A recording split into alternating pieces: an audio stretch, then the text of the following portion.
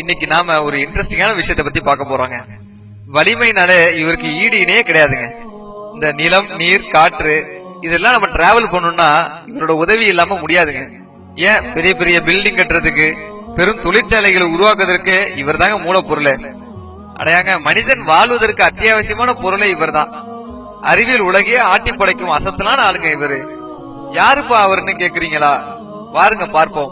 அட, ரொம்ப யோசிக்காதீங்க, நம்ம இவரை பத்தி தாங்க பார்க்க போறோம்.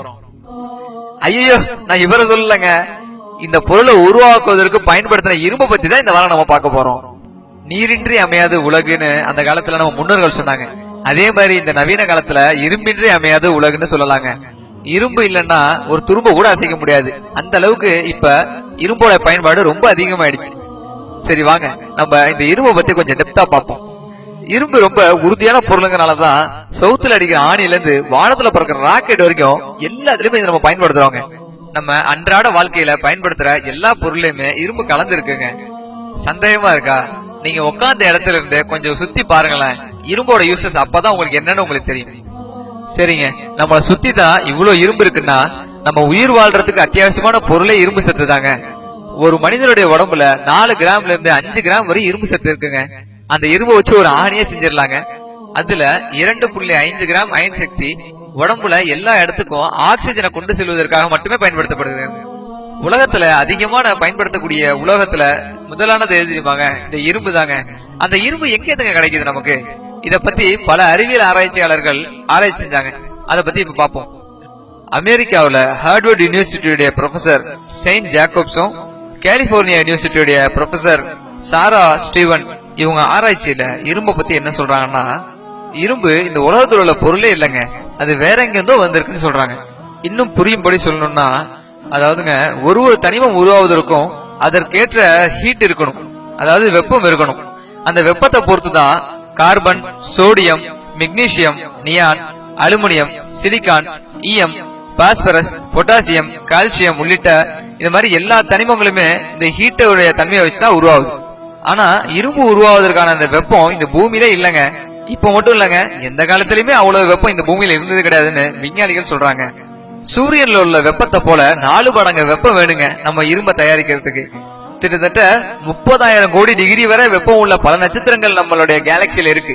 அந்த மாதிரி நட்சத்திரங்கள்ல இருந்து பூமியை நோக்கி கல்லு விழும்போது அத வளிமண்டலத்திலேயே அந்த கல்லை தடுத்து நிறுத்தி அது எரிக்கப்படுதுங்க. எரிச்சு துகள்களா, அதை காத்தோட காத்தா கலந்து துகள்களா பூமியில வந்து இறங்கி விழுதுங்க.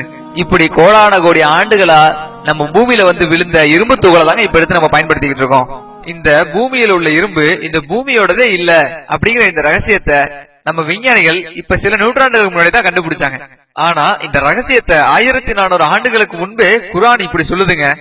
لقد أرسلنا رسلنا بالبينات وأنزلنا معهم الكتاب والميزان ليقوم الناس بالقسط وأنزلنا الحديد فيه بأس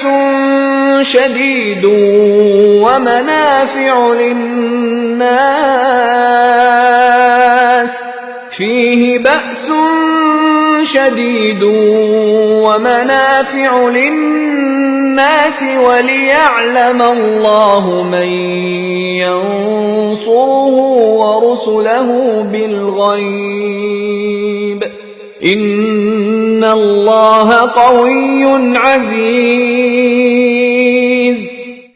நமது தூதர்களை தெளிவான சான்றுகளுடன் அனுப்பினோம். அவர்களுடன் வேதத்தையும் மக்கள் நீதியை நிலைநாட்ட தராசையும் இறக்கினோம். இரும்பையும் இறக்கினோம். அதில் கடுமையான ஆற்றலும் மக்களுக்கு பயன்களும் உள்ளன. தனக்கும் தன் தூதர்களுக்கும் மறைவான உதவி செய்வோரை அல்லாஹ் அடையாளம் காட்டுவான். அல்லாஹ் வலிமை உள்ளவன், யாவற்றையும் மிகைத்தவன். அத்தியாயம் 57 வசனம் 25. இறைவன் இந்த வசனத்துல இரும்பை இறக்கினோம் அப்படிங்கிற வார்த்தையை பயன்படுத்துறான். 1400 ஆண்டுகளுக்கு முன்னாடி இது யாருங்க சொல்ல முடியும்? குர்ஆன்ல இன்னும் சில வசனங்கள்ல மலையை இறக்கினோம் அப்படிங்கிற வரக்கூடிய வசனத்துல அன்சல்னாங்கிற அரபி வார்த்தையை பயன்படுத்துறான். அதே போன்று இந்த இரும்பை இறக்கினோம்ங்கிற அந்த வசனத்திலையும் அன்சல்னாங்கிற அதே அரபி வார்த்தையை தாங்க இறைவன் பயன்படுத்துறாரு. யாருங்க அந்த கடவுளு? குர்ஆன்ல அல்லாங்கிற வார்த்தை பயன்படுத்தி இருக்கு. அல்லானா என்னங்க? கடவுள்னு அர்த்தம், வேற ஒண்ணும் இல்லைங்க. இன்னும் தெளிவா சொல்லணும்னா வணக்கத்திற்கு தகுதியான ஒரே இறைவன் அர்த்தங்க. இப்ப நம்ம இந்த இரும்பை பத்தி பார்த்தது போல இந்த குர்ஆன்ல இன்னும் பல்வேறு அறிவியல் உண்மைகள் புதஞ்சு கிடக்குதுங்க. ஏன் இந்த குர்ஆன்ல இவ்வளவு அறிவியல் உண்மைகள் சொல்லப்படுதுன்னு நீங்க கேக்குறீங்களா?